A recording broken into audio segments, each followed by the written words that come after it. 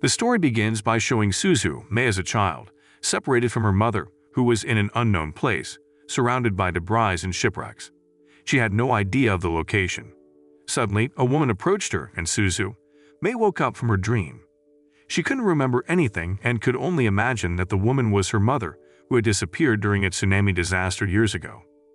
Now Suzume lives with her aunt. Not far from there, Suzume crosses paths with a man named Shobta, who asks about abandoned places around the area. Suzume tells him that there is an abandoned place near the mountain. They part ways after the meeting, but the encounter leaves Suzume blushing. She feels love at first sight, so she decides to go to that abandoned place. At the location, Suzume finds a mysterious door. She doesn't care about her wet shoes from the water. She is more curious about the door that resembles her dream. Strangely, she can't enter and keeps passing through it. Nearby, Suzume picks up a statue that looks like a cat. Instantly, the statue turns into a cat. Frightened after encountering many mystical things, Suzume quickly leaves without closing the door. Eventually, she returns to school and meets her friends. Not long after, Suzume sees smoke coming from the abandoned place, and suddenly the earth shakes. However, only Suzume can see this strange phenomenon. At that moment, Suzume returns to the abandoned place where the smoke is coming from. There she sees Shota trying to close the mysterious door, but his efforts are disrupted by Suzume's presence. Strange phenomena continue to occur, and the long smoke descends slowly to the ground, causing a massive earthquake. They are almost hit by debris, and once again, Shota tries to close the door. Suzume feels guilty for opening the door and joins Shota in sealing the mysterious door using an ancestral key to recite a spell. Instantly, the smoke dissipates and turns into rain. Shota is angry and accuses Suzume of releasing the seal that contained the worm-shaped smoke. They continue their conversation at Suzume's house, tending to Shota's wounds caused by the debris. Shortly afterward, Shota shared the tale of the earthquake causing worms that had been unleashed due to the broken seal. They realized that the seal they had been chasing was, in fact, the cat itself, inadvertently setting the worms free. Shota's objective was to travel throughout Japan to close these doors and prevent disasters, a duty inherited from his ancestors. Suddenly, the cat reappeared, looking quite frail. Seeing the cat's condition, Suzume decided to feed it. After the cat had eaten, Suzume asked it when to be her pet. However, to their astonishment, the cat responded to Suzume and turned Shota into a chair upon which it sat. Shota tried to chase the cat, followed by Suzume. Eventually, the cat climbed onto a ship that's scheduled to cross to another island, with Shota and Suzume following suit. At night on the ship, Shota was eager to resolve this issue quickly as it was a responsibility passed down through his family. He chose not to involve Suzume in this matter. In the morning, Suzume wakes up and Shota is still asleep, and only wakes up when they disembark from the ship, where Shota asks Suzume to go home soon. However, while browsing social media, they find a photo of the cute-looking cat that has attracted a lot of attention, earning it the nickname Daijin. With this information, Suzume and Shota embark on an adventure to find the cat, relying on information from social media. However, despite walking quite far, they have not yet found Daijin but have instead come across many rolling oranges that fell from a motorbike. Fortunately, Shota quickly helps catch the rolling oranges by pulling a net. They meet a woman on a motorbike carrying the oranges named Chika, who thanks them for their help. They sit down to talk while eating the oranges and ask about Daijin, who might have been seen by Chika. However, suddenly a worm appears, forcing Suzume and Shota to leave Chika. After running, they realize that the location of the worm was too far, but suddenly Chika called them and offered a ride to take Suzume to the place where the worm was, in an abandoned school. Suzume and Shota had to close the door quickly before the worm fell to the ground. However, Shota was confused about what to do after the key was thrown away. Shota realized that he needed Suzume's help to do it. Shota taught Suzume the spell to close the door by recalling emotions towards the school, because those emotions were the source of the power to seal the door. Eventually, they succeeded and turned the worm into a drizzling rain. That night, Suzume was allowed to stay at Chika's house, and she didn't mind Suzume's presence, sharing many stories. Suzume only mentioned her aunt, who would come to pick her up in the chair she brought, a legacy from her mother, without explaining what she was doing at the school. That night, they spent time chatting, unaware of Shota's presence in the form of a chair, listening to their conversation. The next morning, Suzume got ready for breakfast before being picked up by her aunt. However, after watching the news about Daijin, she immediately returned to her room. Shota woke up, and they checked information about Daijin in a neighboring city. They decided to bid farewell to Chika to chase after the cat. Despite nobody offering them a ride in heavy rain, luck was still on Suzume's and Shota's side as a woman offered them a ride. Although the woman's children occasionally caused trouble, thanks to her, Suzume felt closer to Daijin's location. The woman even allowed them to eat and mentioned an abandoned playground nearby. Suddenly, the woman received news that the daycare was closed, and she had to open her store urgently. She asked Suzume for help in taking care of her children temporarily. Shota, claiming to be a technologically advanced chair, offered to transport only the children. When the children fell asleep, the woman seized the opportunity to ask Suzume, whom she had just met, to work at her store. Suzume helped wash dishes and prepare drinks. Suzume never imagined she would be working like this. However, suddenly Suzume saw Daijin in the store, and when the cat escaped, she tried to chase it. The cat pointed to a worm towering high from the abandoned playground, emerging from one of the Ferris wheels. At the top of the Ferris wheel, Daijin was seen smiling happily. Shota tried to capture Daijin while Suzume was to close the door. Shota ran after Daijin, who was running on the roller coaster track, to catch the cat.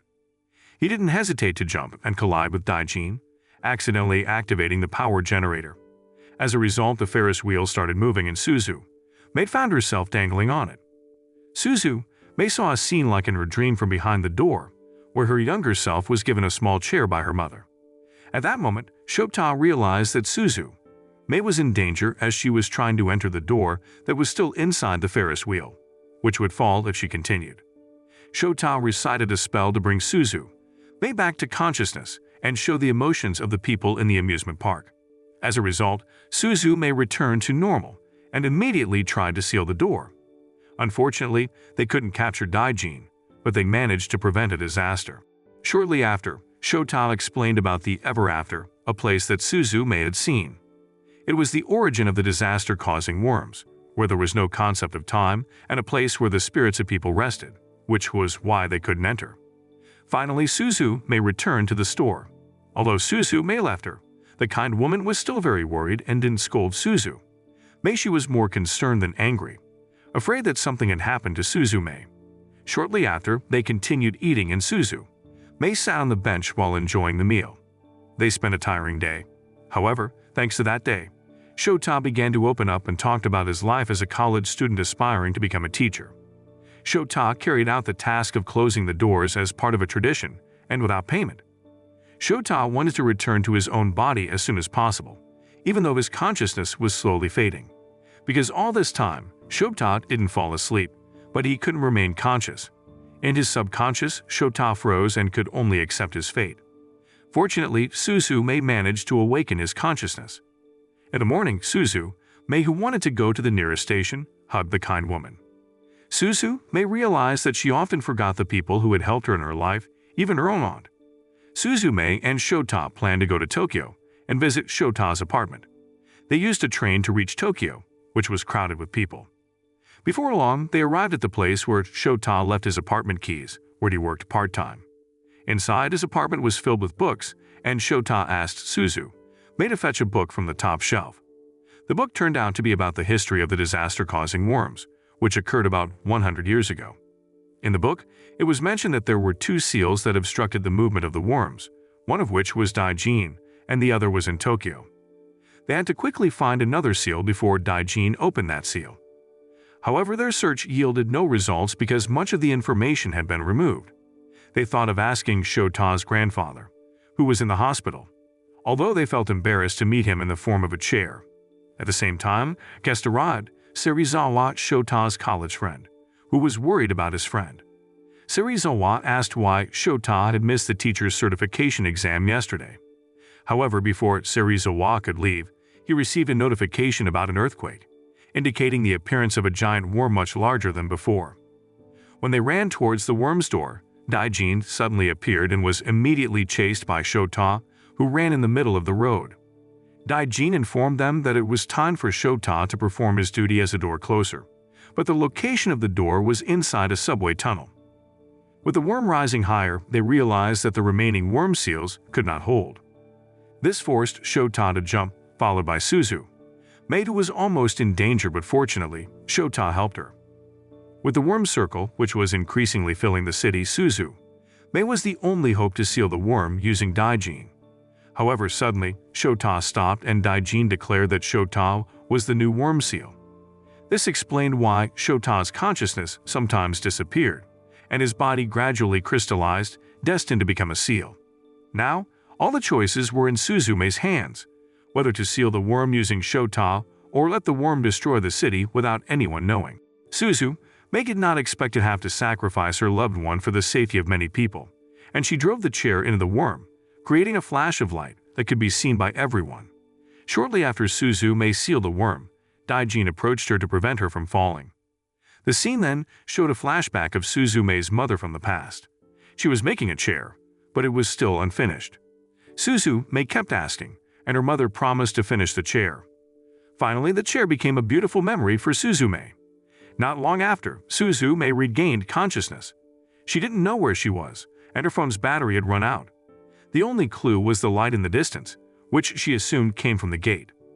Suzume thought it was the gate that needed to be closed, but inside, there was Shota, who was motionless, and she couldn't enter ever after, a place where souls rested. Desperate, Suzume was approached by Daijin. She became angry because all of this happened because of Daijin, who was the reason Shota had turned into a chair. In her anger, she almost slammed Daijin. Then Suzume asked Daijin to leave. Suzume forced herself to close the gate but promised to return for Shota. She then met Shota's grandfather, who was lying weak. Suzume explained Shota's condition, but Shota's grandfather didn't ask Suzume to save Shota but instructed Suzume to find the door where young Suzume had once found it. Suddenly, Suzume remembered that she had indeed gotten lost in Ever After as a child and decided to go look for it. With guidance from Shota's grandfather and a message sent to the black cat to watch over Suzume, who was preparing for a new journey. After cleaning her wounds and changing clothes, Suzume was determined to save Shota. Not long after, she met Serizawa, who invited her to get in his car because he was going to take her to Shota. At the same time, Suzume's aunt, who was actually looking for Suzume, arrived and saw Suzume about to get into the car. This situation led to a misunderstanding, and in the end, they all got into the car. On the way, Suzume decided to go to her hometown. In the car, she fell asleep and Serizawa expressed his dream of becoming a teacher, while Suzume's aunt talked about the time she found Suzume in the middle of a snowstorm and considered her as her own child, eventually moving to a new place. Suzume, who had awakened, asked for a brief stop to climb the hill because she felt an earthquake. She was frustrated with Daijin for refusing to become a seal again and thought that she would be better suited to become a seal. However, their conversation was interrupted by the arrival of Serizawa. Their journey continued as the rain began to fall, and they were forced to stop at a rest area. Suzume's aunt informed her colleague that she was escorting Suzume back to her hometown. Suzume's aunt continued to oppose Suzume, and all her anger and frustration were revealed at that moment, including regret for taking care of her for 10 years. Suzume's aunt had always considered Suzume as her own child, but now she suddenly became angry because of the influence of a black cat named Daijin. The black cat was just playing around, while Suzume's aunt had been influenced to do bad things. She then went to Serizawa while crying. Despite their earlier arguments, their journey continued and they soon reached their destination. Then, the number of cats they had taken with them increased by 1, which surprised Serizawa, and an accident was narrowly avoided. They began to realize many supernatural things that only Suzume seemed capable of explaining. Suzume wanted to join another vehicle, but none stopped, so she eventually chose to run away. Quickly, Suzume's aunt took a bicycle and left Serizawa behind. Serizawa laughed as he watched Suzume struggle hard for her friend. Likewise, Suzume's aunt would no longer ask why Suzume had returned to her hometown. They finally reconciled and only needed to pedal continuously for 4 hours to reach their destination. All this time, Suzume May had kept precious items in her backyard. It contained scribbles from her childhood, including drawings from when May experienced a tsunami disaster and lost her mother. In the pages before the disaster, there was a picture of a door with the ever after background near a lamppost. May had visited that place, and the location of the door was similar to what she had drawn. Thanks to Daijin, May was able to find the door quickly. All this time, May believed that Daijin had always guided her to close the doors of disasters, and Daijin was also ready to help May to leave her aunt behind. The situation inside Ever After was different from before due to the activation of a large worm. Now, Daijin had to fight the worm to prevent it from escaping, while Daijin protected May from falling. May was confused by the Ever After filled with fire, a place very different from her past when she was lost. Eventually, May reached Shota and called out his name as he had become a seal. May removed the worm restraining seal and intended to replace Shota as the new seal. On the other hand, May also gained memories from Shota during their encounter, from May assisting him in his role as a door closer to all their journeys, until Shota ultimately had to become a seal. Although deep down, he wanted to continue living. When May kissed the chair, Shota's consciousness returned immediately. May pulled him to free him, and Shota eventually returned to being human.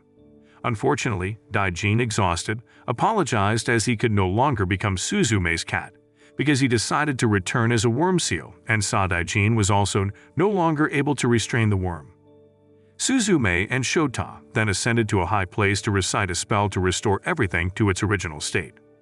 With all the memories of her hometown, Suzume rose, completing the part of the Ever After that had swallowed up the disaster and would return to its beauty if the disaster worm could be sealed. Daijin immediately flew them while holding each seal, and at the same time, Suzume and Shota planted the seals, stopping the rampage of the worm. Instantly, the worm turned into earth, restoring the view of Ever After that May had once seen.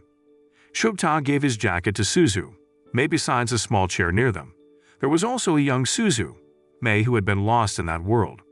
She realized that the person she had seen back then was not her mother, but herself as an adult, because that place did not recognize the concept of space and time. Grown-up May tried to calm the young May so that she could face all the challenges ahead. Thanks to grown-up May the young May safely return to her world. The same went for Suzume and Shota, who had returned to close the door to Ever After forever, and the story came to an end. Moral lesson from the story: when you chase after cats and open mysterious doors, you might accidentally turn your crush into a chair. So remember, don't let your love for adventure turn someone you care about into furniture.